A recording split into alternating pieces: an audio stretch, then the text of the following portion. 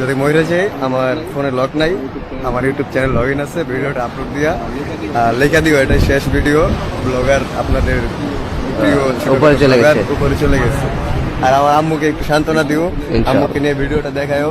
আম্মু যদি বাইজে থাকি তাহলে দেখা হচ্ছে তোমার সাথে আগামীকালকে অথবা পরশুদিন। আর যদি মরে যাই মাফ করে দিও আম্মু। আর হ্যাঁ, আর অবশ্যই আপনারা অনেক এক্সাইটেড থাকেন। আচ্ছা ভাই ভাই, কুল্লু নাফসিং যায়কাতুল মউত। সকল মানুষকে কিন্তু সকল প্রাণীকেই মৃত্যুর স্বাদ গ্রহণ করতে হবে। এই ছেলেটি নাম হচ্ছে জাহিদুল ইসলাম। ছেলেটির বাড়ি হচ্ছে আমাদের সিলেট জেলার গোয়েনঘাট উপজেলার মুসলিম বাড়ির এই ছেলেটি। তার পিতার নাম হচ্ছে জয়নাল মিয়া। ছেলেটি তার বন্ধু বান্ধবকে নিয়ে মোটরসাইকেল নিয়ে ট্যুরে যায় কক্সবাজারে। সে এখানে অনেক ঘোরাঘুরি করতেছে। করার সময় আসার পূর্বেই একটা ভিডিওতে সে তার মরার পূর্বেই তার শেষ কথাগুলো সে ভিডিওর মাধ্যমে তুলে ধরে।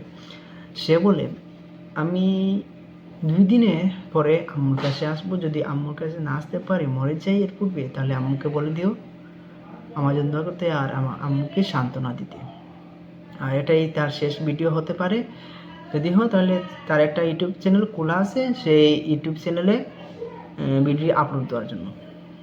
যাই হোক, কে কখন কোথায় মরে কেউ জানে না। আমাদের সবাইকে সব সময় আমাদের মৃত্যুর প্রস্তুতি নিয়ে থাকতে হবে। সবাইকে মৃত্যুর প্রস্তুতি নিয়ে থাকতে হবে। এই ছেলেটি কি জানতো সে চট্টগ্রামে বেড়াতে যাবে, আসার সময় সে মৃত্যুবরণ করবে? সবাই বেশি বেশি করে আল্লাহ তাআলার ইবাদত করবেন।